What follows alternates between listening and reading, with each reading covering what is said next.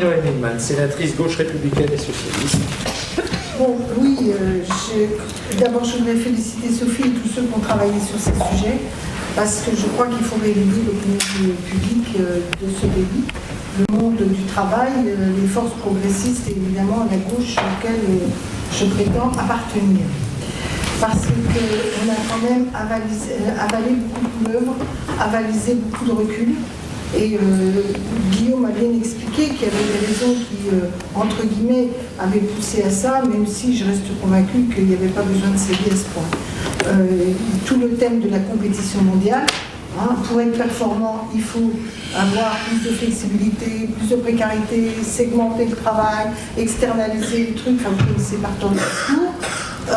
Je rappelle quand même qu'une large partie de l'économie nationale et une large partie des salariés ne travaillent pas dans des secteurs concurrentiels mondiaux et qu'il y a toute une série de PME, de services, de travail dans notre pays qui n'est pas du tout sous la contrainte de la concurrence mondiale. Donc c'est aussi ce discours qui a permis de changer globalement le rapport de force des salariés dans le pays, même ceux qui ne sont pas du tout en fait impliqués dans cela. Et donc ce rapport de force fait que vous avez une espèce de fatalisme d'une partie des salariés devant des conditions de travail inacceptables qui finissent par certes s'émouvoir quand il y a des drames, mais peut se révolter de façon constructive. Et évidemment, heureusement, il y a le monde syndical. Il y a le monde syndical qui reste quand même très affaibli dans la crédibilité ou l'adhésion que les salariés de ce pays lui accordent. Alors la politique qui vous dit ça est d'une modestie totale, vu le crédit que les citoyens apportent aux politiques. Mais bon, la description de l'état du monde du travail, vous l'avez fait les uns les autres.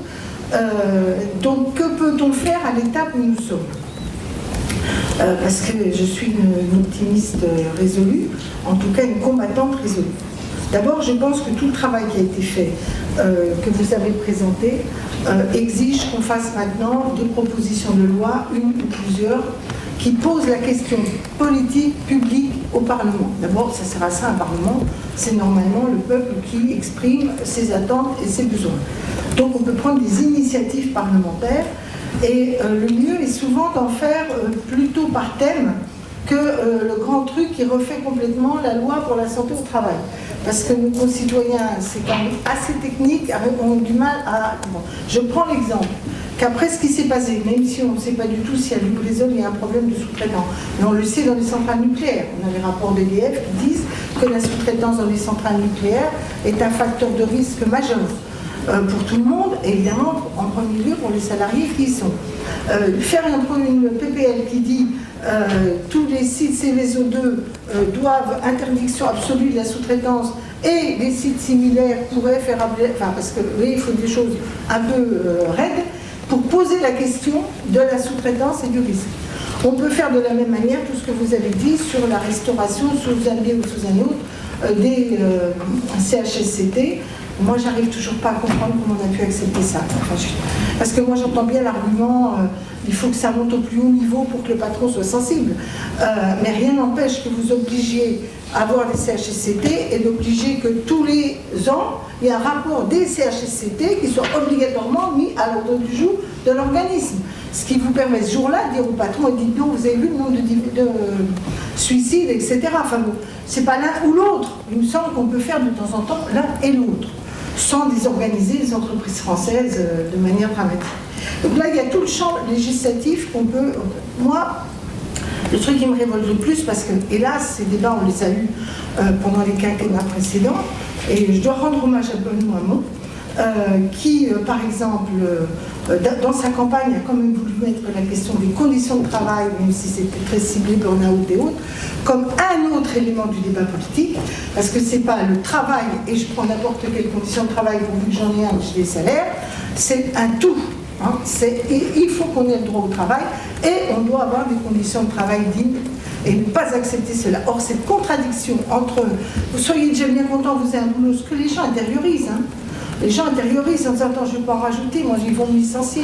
Je me rappelle avoir été à, je ne sais comment s'appelait cette usine du Pas-de-Calais, là, qui a fermé, là, qui polluait tout avec du plomb et autres. Métal Europe, aller à la manif. Et les salariés qui disaient aux copains écolos, c'est à cause de vous si on n'a plus de boulot maintenant, alors que leurs enfants étaient pleins de plombémie, et vous voyez tout ce que ça pouvait être, saturnisme. Donc on sent bien que là, il y a besoin d'en faire un grand combat culturel et politique. Je lui rends hommage, et en même temps, je me dis qu'on est encore à un stade où ces enjeux ne sont pas sur le terrain politique considérés comme prioritaires par rapport au fait de trouver du boulot et d'avoir de bons salaires, sur lequel je revendique aussi.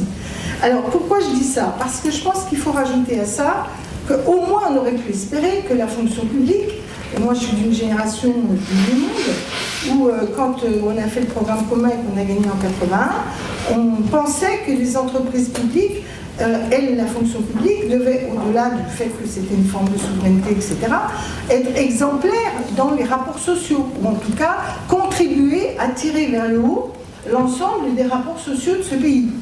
Je constate qu'aujourd'hui, dans la fonction publique, sans parler des entreprises publiques, il y en a de moins en moins, dans la fonction publique, il y a des pratiques managériales inadmissibles. Il va y avoir des municipales. Regardez le nombre de listes qui vous disent qu'elles vont être attentives à ce que les conditions de travail des salariés soient correctes pour garantir un service public de proximité de bonne qualité. Mais ça n'existe même plus. Ça n'existe même plus. Donc moi, je pense qu'il faut interpeller tous les dirigeants publics pour faire de cette question de comment on traite les salariés dans toutes les structures publiques un enjeu collectif qu'on se réapproprie. C'est d'autant plus important que c'est vrai aussi qu'il y a une telle banalisation du forme managériale classique à l'américaine, puis enfin bon, en plus avec le tempérament français, tendance hiérarchisée assez fort. Vous avez en plus, des fois c'est même pire. J'ai des copains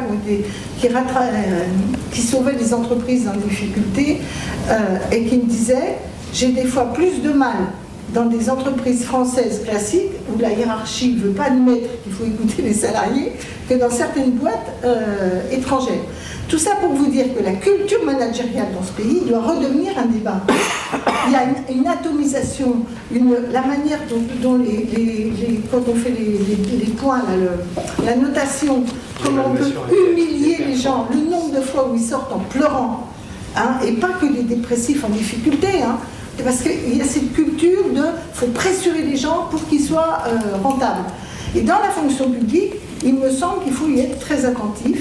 Et moi, j'avais suggéré qu'on crée dans les chaires universitaires françaises ou dans les écoles spécialisées, des vraies recherches sur les nouveaux modes managériels, valorisant l'humain, valorisant l'initiative, valorisant le collectif plutôt que la somme des individus pour réussir la mission qui est donnée ou valoriser la fonction dans l'entreprise. Il y a très peu de recherche, il y a très peu de culture politique qui vous renvoie à autre chose que les modes managériels actuellement, tout en point, tout individualisé, tout en pression. Quel est ton projet dans l'entreprise? Le gars, il arrive, quel est ton projet dans l'entreprise? Alors quand il a un peu de bagou, il dit quel est le projet de l'entreprise pour moi? Mais autrement, vous voyez, cette façon de culpabiliser les gens est terrible. Alors moi, je crois que ça, c'est du travail culturel de long terme qui peut être établi, qu'avec un travail législatif déjà pour améliorer le droit, parce que comme le dit Guillaume, le rapport de force aujourd'hui, entre le travailleur et le patron, il est mauvais. Il est mauvais. Parce qu'on dit, si t'es pas content, va-t'en, je trouverai quelqu'un au chômage, et puis, si t'es pas content, de toute façon, on délocalisera, pas oublier tout. Donc, quand le rapport de force est mauvais, ben, la loi doit être forte. Voilà. Or, on a fait strictement l'inverse. On a affaibli la loi. Donc, c'est pourquoi je pense que la question législative est essentielle. Et je vous invite à ce que dans la section, on plaide pour une fonction publique exemplaire. Alors, sans parler des hôpitaux et des profs, hein, alors là c'est terrifiant. Quand vous voyez la hiérarchie de l'éducation nationale, elle accuse les enseignants à longueur de journée. Elle ne les soutient jamais, jamais, et quasi jamais. Hein. En tout cas, le rectorat et ces trucs, quand vous regardez dans les hôpitaux, c'est toujours des problèmes individuels. Et donc là, il est temps qu'on mène cette bataille. à tous les niveaux, au niveau politique, au niveau législatif, au niveau culturel. J'espère en tout cas que les forces politiques de ce pays, en tout cas celles qui prétendent défendre les travailleurs et les forces progressistes, vont faire de ces sujets des enjeux à débattre, faire connaître les choses aux gens, faire connaître le droit aux salariés eux-mêmes. C'est que les gens ne connaissent pas leurs droits la plupart du temps. Et là, on a parlé beaucoup des entreprises un peu structurées. Le pire étant tout ce travail de plateforme, les livreurs, l'ubérisation. Alors là, le film de Ken Loach dit tout. Sauf qu'une fois qu'il nous a renvoyé notre émotion, la réaction collective pour empêcher ça n'est pas encore organisée. C'est pas une raison pour désespérer, ça va venir, je l'espère. En tout cas, pour ma part, avec d'autres collègues, je pense qu'on peut faire des choses très unitaires sur ces sujets-là. Comme malgré tout, une faiblesse que nous avons, c'est l'émiettement des forces politiques et des projets. Même si on a bien vu qu'entre forces syndicales, il y avait déjà des approches un peu différenciées sur ce genre de sujet. Mais il me semble quand même qu'entre forces politiques dites classiquement de gauche et des forces populaires émergentes, il y a sans doute moyen d'avoir des plateformes communes, des mobilisations et des actions communes pour sensibiliser les gens, parce que c'est aussi comme ça que ces cultures s'opèrent. Je termine avec le dernier point. Moi, ce qui m'a beaucoup perturbée dans l'affaire des Gilets jaunes, avec lequel spontanément j'avais une sympathie, les revendications sur le thème « Notre pouvoir d'achat, on ne peut plus, on est paumé dans nos coins avec pas de service public, les inégalités s'accroissent », tout ça, ça me parlait. Simplement, le constat que je fais, c'est que l'enjeu pour les Gilets jaunes, c'était les impôts et l'État. Bon, qui a beaucoup de défauts, et le gouvernement aussi. Néanmoins, je n'ai jamais entendu parler du patronat. Jamais. C'est-à-dire le rapport de force sociale au sens capital-travail, au sens patron-salarié, était évacué du débat. Et d'une certaine façon sur les retraites, même si chacun sait bien qu'il y a un débat fort avec le patronat sur les cotisations, comment on paye la retraite, quelque part, c'est le système dans son abstraction macroéconomique ou politique qui est mise en cause, et peu le rapport de force sociale effectif au niveau des entreprises ou au niveau des forces syndicales et du monde du travail. Et ça, c'est quand même une préoccupation auquel il faut être attentif, parce que les conditions de travail, c'est quand même beaucoup du rapport social dans l'entreprise et dans la société. Voilà, donc en tout cas, bravo Sophie, et merci à tous ceux qui nous donnent tout le travail qui nous permettra, j'espère, d'agir du point de vue législatif, parce que nous n'avons rien. En général, nous reprenons le travail des autres.